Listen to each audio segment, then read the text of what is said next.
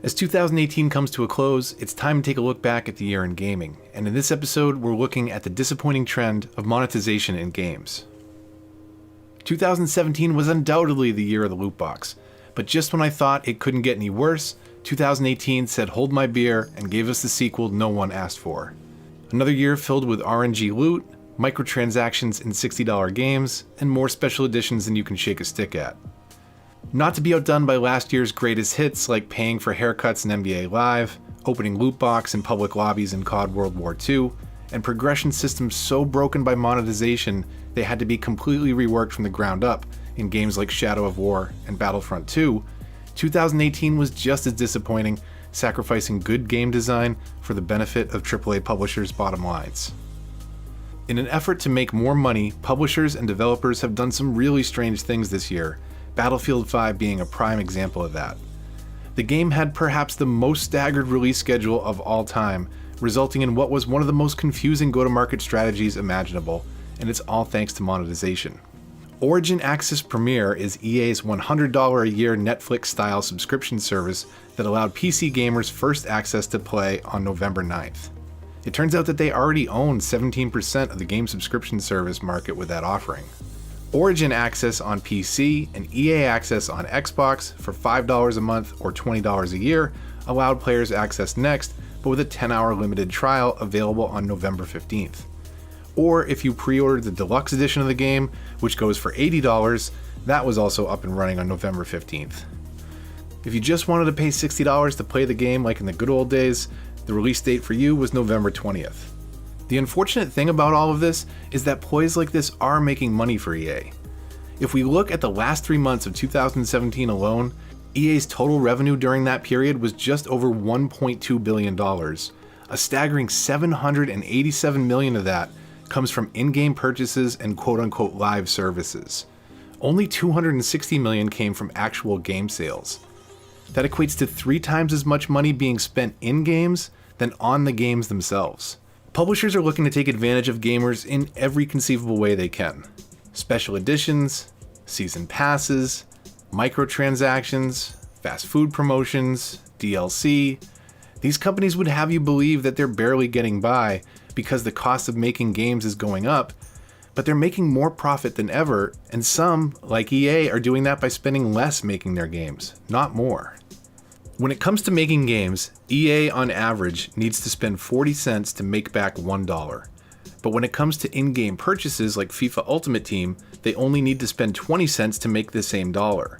This has resulted in a complete shift in priority over the last few years. You might guess that EA's development cost goes up year after year, but you would be incorrect.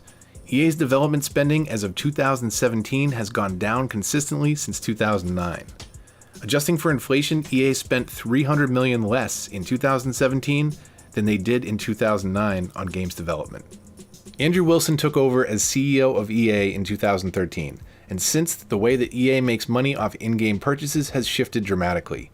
Prior to Wilson taking over as CEO, in 2012 EA made $3.4 billion via sales of games and $728 million via microtransactions and season passes. In 2017, just $2.6 billion of revenue was tied to game sales, with $2.2 billion coming in from microtransactions. And as previously mentioned, that shifted even more in the favor of profit from in-game purchases in the final quarter of 2017.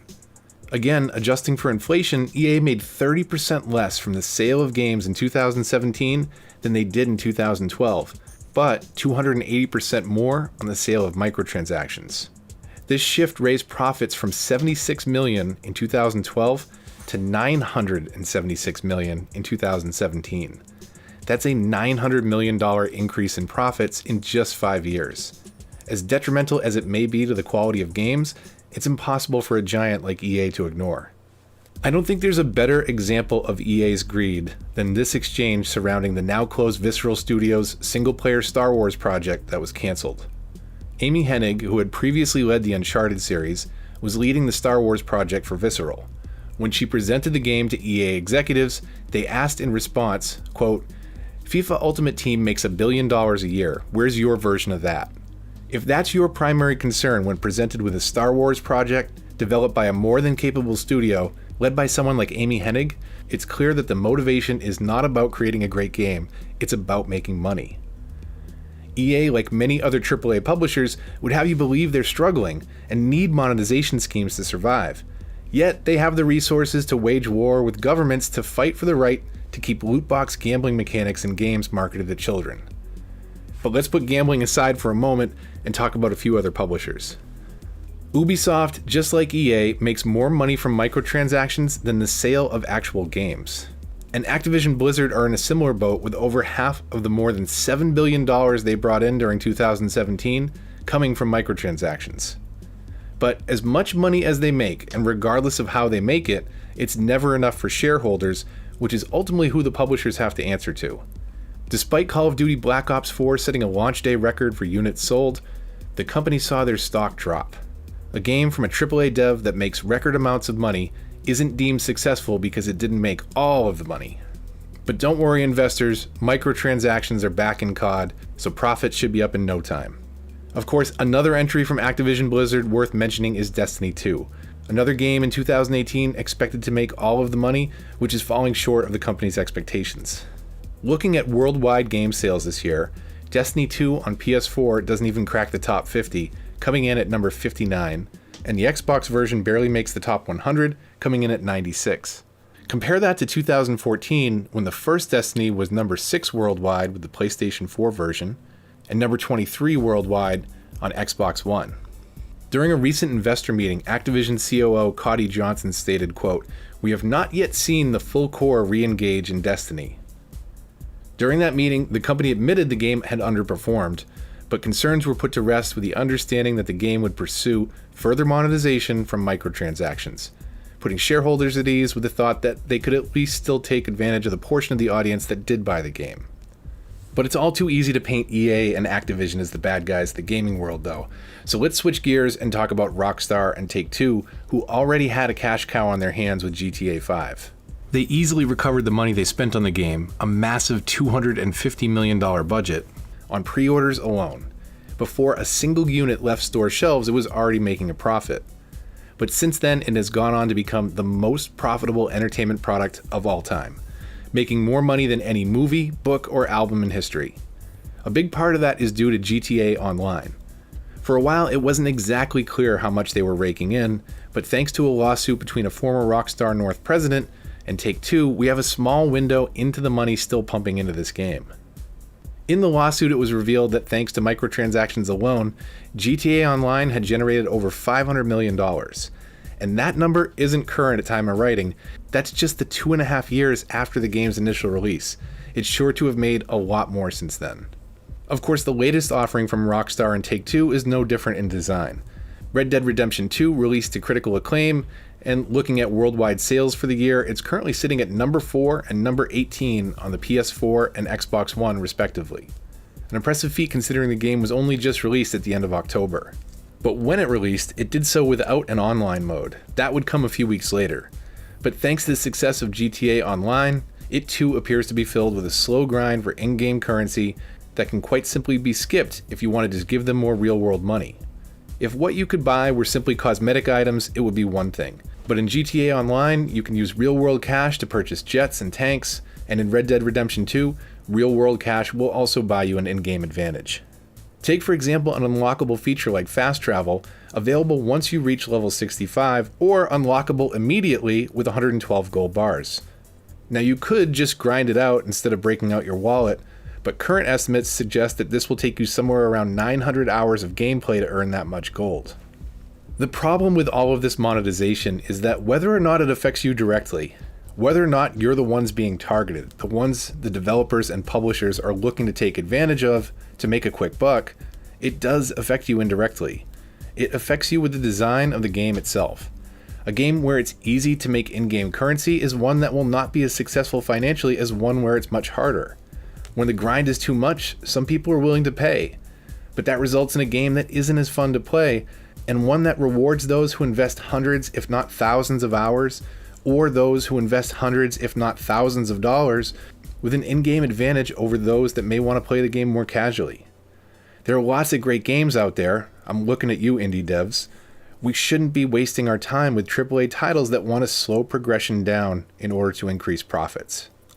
At the time of editing this video, there's still no word on whether or not Red Dead 2 will have private or PvE only lobbies, something that was very enjoyable in the previous entry in the series, but one that seems less ripe for money making.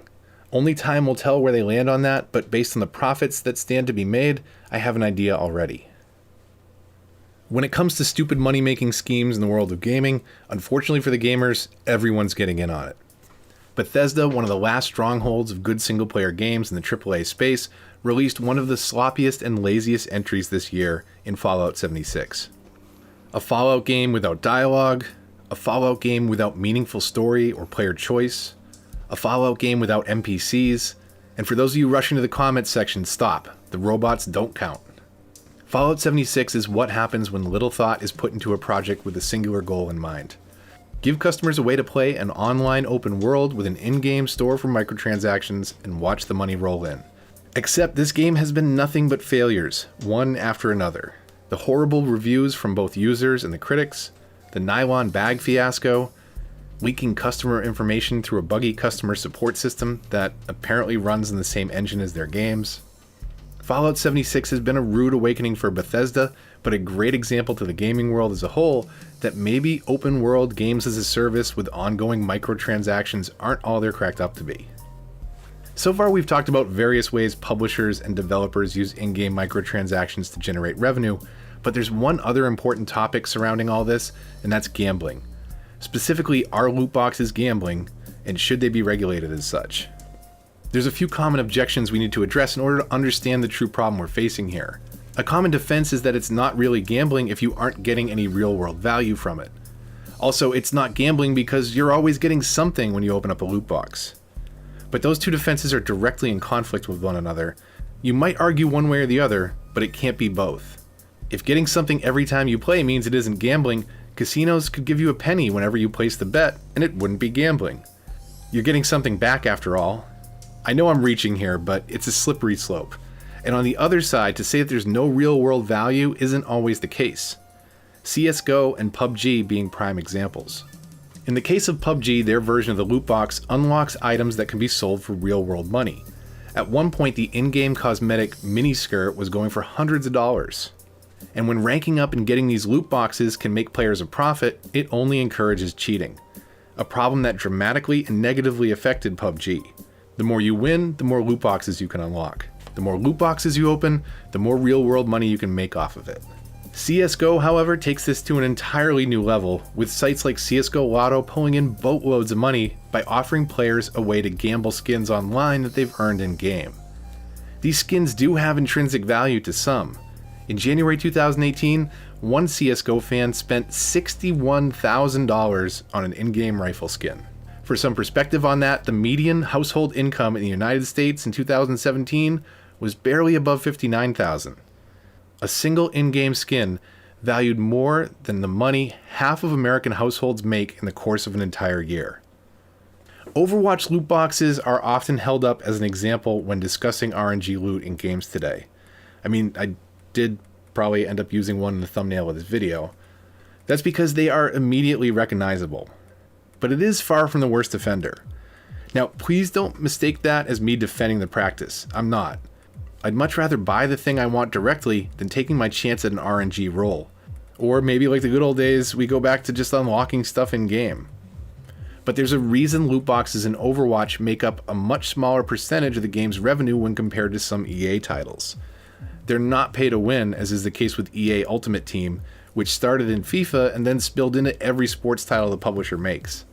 But the problem with Overwatch loot boxes is that because they aren't perceived as inherently evil, then they must be okay. It normalizes the idea that full-price games can have some sort of microtransactions baked into them, and it's a concerning trend. When loot boxes and RNG progression obviously break a product, the gaming community is quick to point it out, and nowhere was that better demonstrated than with the release of Star Wars Battlefront 2 last fall. The progression was entirely tied to RNG loot boxes, and buying them could give you distinct advantages in multiplayer.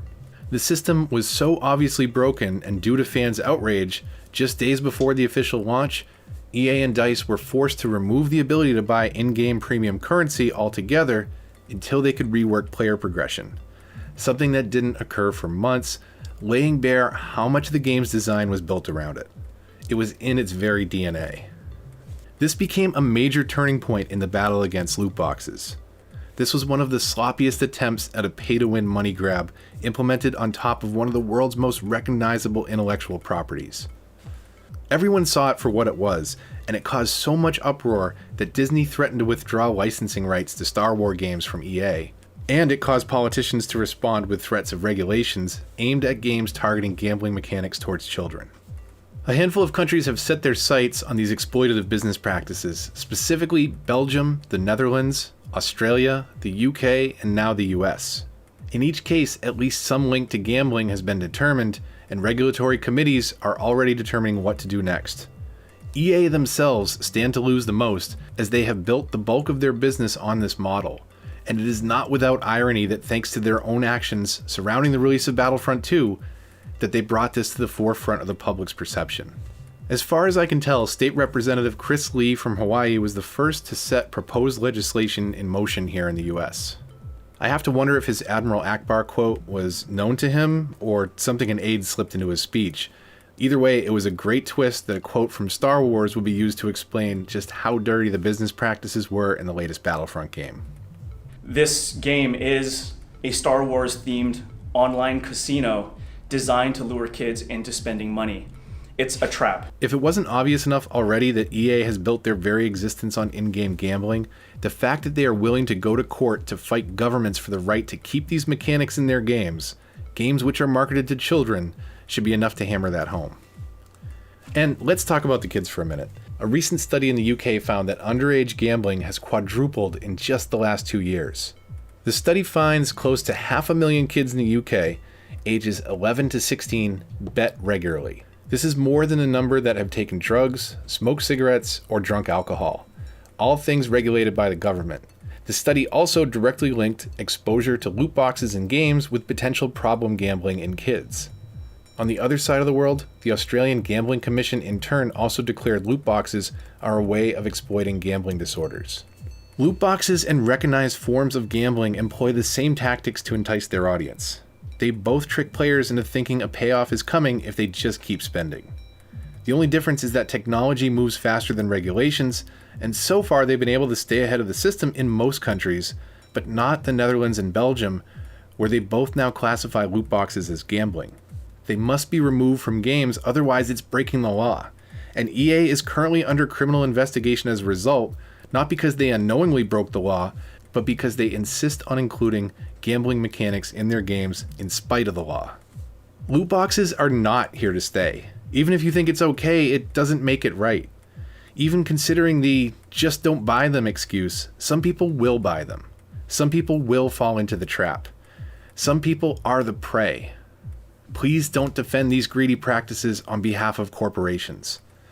And for everyone else, everyone that doesn't buy the loot boxes, please don't forget that the game's design can be terribly flawed as a result, Shadow of War and Battlefront 2 both being great recent examples.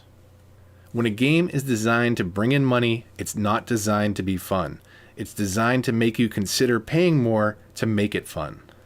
AAA publishers often defend the inclusion of tactics such as loot boxes with the idea that if players didn't buy them, they wouldn't include them. We already know how much money they make from in-game purchases, sometimes many times over what they make from selling actual games. What we don't know is how much they make from in-game purchases off of the whales, a term defining the very small percentage of players responsible for the large percentages of these purchases. You can't assume that loot boxes are popular if we can't determine how many people are actually buying them. All we know is that there's a ton of money in it for the publishers to include them, and as long as that's the case, as long as we let them get away with it, there's nothing incentivizing them to stop. I remember the good old days when you'd buy a game and it was a complete package. No day one patch, no DLC, no season passes or special editions, no in-game stores with specialized currency, and no RNG-based loot boxes. These were the good old days of gaming, and even considering all the technological advances over the years, it's sometimes hard to grasp just how lucky we were. If you enjoyed the video, Likes, comments, and shares really help the channel and are greatly appreciated. If you're new here, subscribe for more great gaming videos, and while you're at it, consider hitting the bell to get notifications, as it's very easy for a small channel like mine to get lost in the shuffle.